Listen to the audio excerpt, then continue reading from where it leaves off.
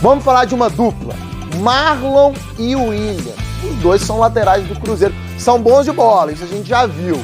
Agora na resenha, melhor ainda. Uma dupla que tá rendendo bons números dentro de campo, mas a gente quer ver se a sintonia, se a conexão tá em alta mesmo. Muito feliz pelo momento, né? Tanto meu quanto do William. Acredito que nós somos laterais com características similares. A gente conseguiu voltar pro caminho das vitórias, então continuar nessa pegada aí. Já tá rindo, o que aconteceu? Eu vou tirar o Marlon da entrevista. Eu tenho que fazer tudo de novo, né? Bom desempenho na resenha e dentro de campo. Marlon bateu pro gol no travessão! Gol!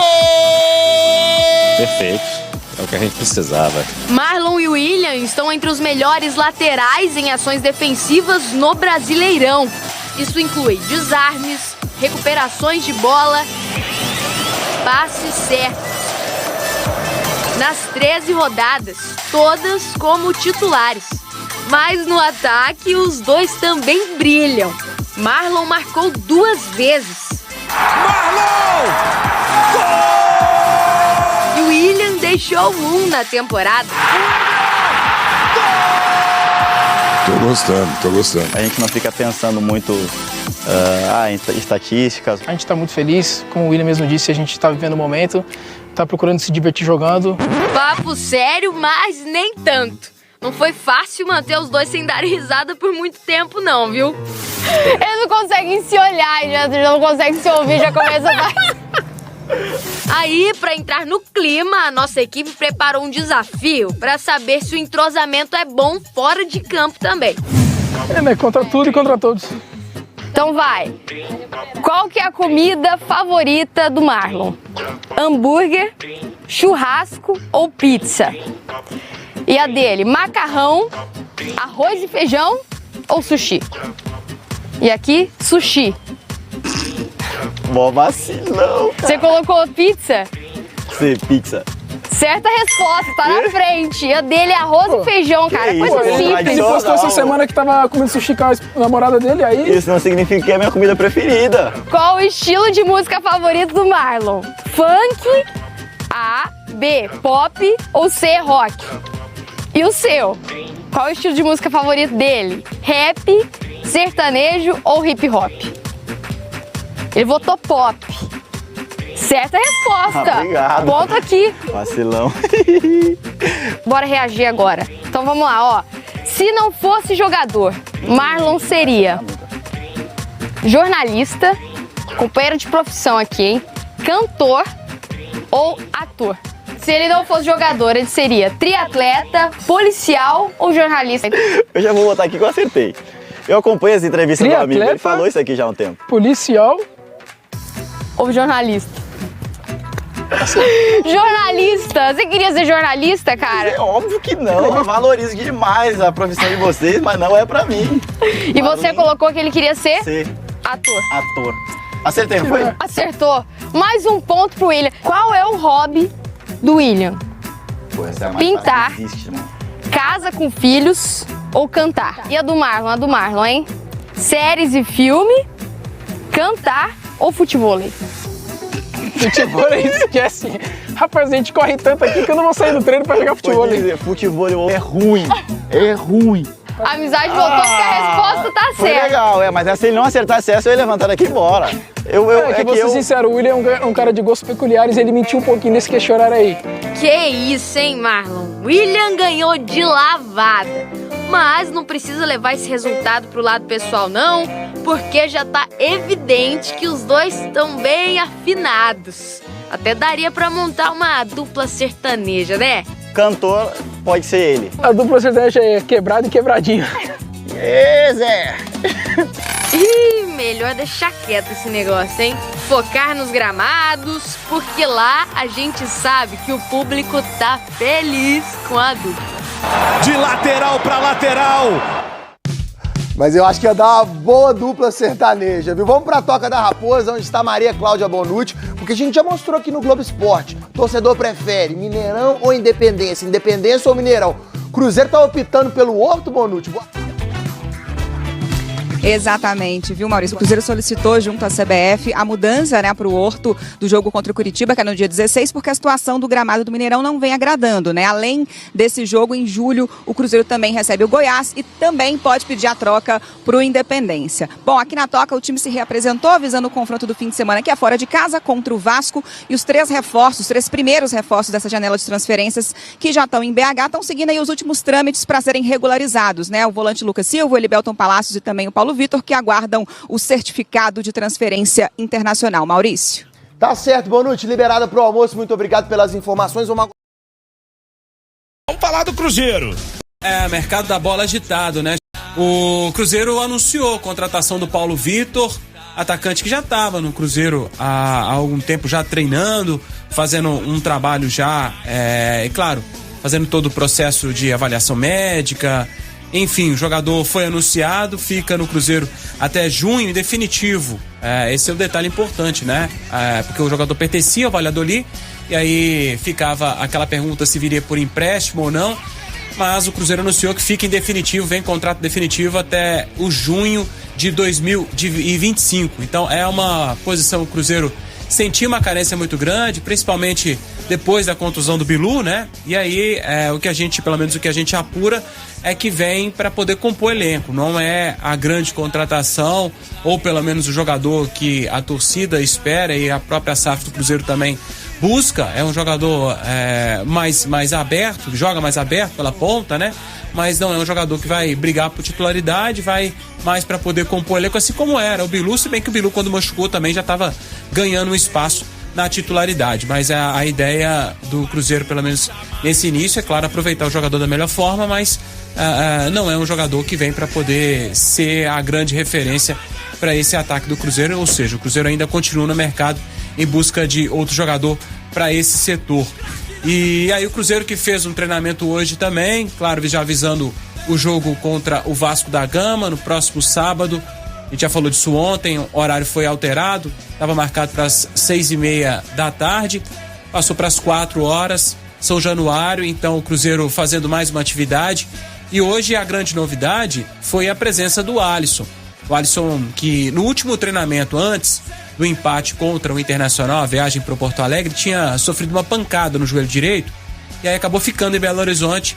E aí hoje ele participando, foi reavaliado, liberado, então participou normalmente dos treinamentos. Então, se tudo correr bem durante a semana, o volante deve ser mais uma opção para fazer parte do grupo, quem sabe até brigar por uma posição no meio-campo também, para esse jogo contra o Vasco da Gama no próximo sábado em São Januário. Já o Nicão e o Daniel Júnior, esses também não participaram, então esses não devem. O Daniel Júnior, no caso, tem uma lesão na coxa, né? Já o Nicão foi praticamente liberado pelo Cruzeiro para procurar outro clube. Já o Daniel Júnior tá com uma lesão na coxa, então ainda não tá recuperado. Deve demorar mais algumas semanas aí para poder voltar aos gramados.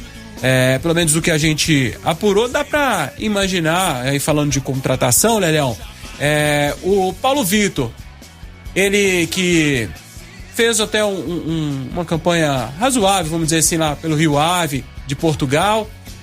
Acredito que o Pepa, até por acompanhar também o futebol português, deve, se não ter o aval dele, pelo menos o conhecimento para a vinda dele. Acho que não vem para brigar por posição, mas pode ser que para compor o elenco ali possa ajudar. Porque se eu falar alguma coisa sobre o Paulo Vitor aqui, eu vou ser um tremendo de um mentiroso. Olha, ele joga assim, ele é um homem que corre 100 metros em apenas 10 segundos. Mentira, eu não sei. Agora, se o técnico deu o aval para a contratação, porque ele conhece, ele já viu o Paulo Vitor jogar. Então, a gente espera que possa ser um jogador que realmente venha a somar para o elenco do Cruzeiro e dar uma nova opção também. Será que é pelo lado direito? Porque pelo lado esquerdo tem o Bruno Rodrigues, que é um titular indiscutível neste momento. Quando, na verdade, grande parte da torcida, né, Rafa, estava esperando pelo centroavante. Esse ainda nenhuma notícia, né, Rafa? Nenhuma notícia, até tem algumas especulações, Elião, mas assim, de concreto nada ainda. No caso do Paulo Vitor, ele joga assim pela direita, então viria mesmo para poder brigar por aquela posição ali, então, pelo menos o que a gente apurou. O Pepa até falou, o Seabra, quando a gente acompanhou ali o empate contra o Internacional, que ele não falaria enquanto não fosse oficialmente jogador do Cruzeiro, mas ele falou um pouco da história que tem o Lucas Silva com o Cruzeiro, também tá na toca, só tá acertando, no caso, a rescisão com o Grêmio, falta só a rescisão para poder ser anunciado, assim como o Paulo Vitor também, mas ele destacou alguns pontos do Paulo Vitor, então acredito que ele também deve ter esse conhecimento, né, do jogador. Né? Com certeza, né? O Pepa assinou embaixo, sem dúvida, o Pepa assinou embaixo. Agora, eu até fiz um comentário sobre isso aí hoje. A gente já vem falando isso há um tempo também. Eu acho que a torcida do Cruzeiro, pra mim, sinceramente, se vier um medalhão, um nome grande, é surpresa. Eu acho que não. Eu acho que não vem. As contratações que o Cruzeiro vai fazer, pra mim, são contratações nesse nível aí que a gente tá vendo, né? O Palácios, o Paulo Vitor, que a gente não conhece, o Lucas Silva, sim, a gente conhece, ok?